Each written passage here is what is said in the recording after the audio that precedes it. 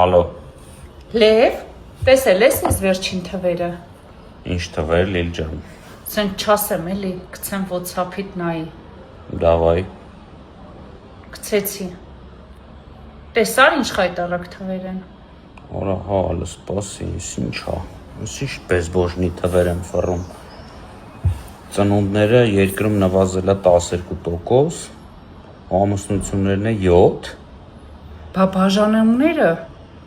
28%-ով աճել են, ծնելիություններ 40%-ով ընկել է, 40, ուժս։ Հա դե բա ինչ է զարմանում Լիլ ջան, սրանք ինչ են արել, որ այսքան ժամանակ մենակ խոսում են, ասֆալտ են փռում, եսի ինչ են անում, ում համար, եթե մարդ չի ապրելու, չի օգտվելու։ Երեխա չի ծնվում, ով այդ դպրոցը Թողում են ժողովուրդը գնում են ստեղից, նարկոտիկներն ա շատացել, մի խոսած բաների մասին։ Բայց մի բան պետք է արվի սրա դեմ Լև։ Լսի, չգիտեմ կուրսի ես, այս ազգային վերածնունդի հիմնադրամ կա, ուժեղ Հայաստանն է առաջարկում։ Չէ։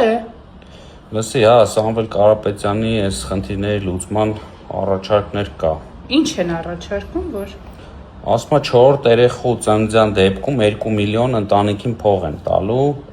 իսկ 5-րդին է բնակարան։ 5-րդին էլ բնակարան։ Հա։ Հա։ Դաժե ես կարող եմ 5-րդ ունենամ։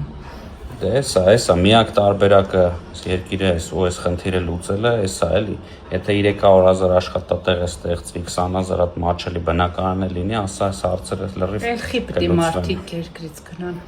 Այո, ճիշտ է։ Ծնելիությունն է կարճի, ջահելներն է կօգտվեն։ Դե ուրեմն հունիսի 7-ին բոլորս գնում ենք ընտրության։ Անպայման, համար 3-ն է։ Այո, հունիսի 7-ին համար 3 քվյաթերթիկ։ Գնացինք։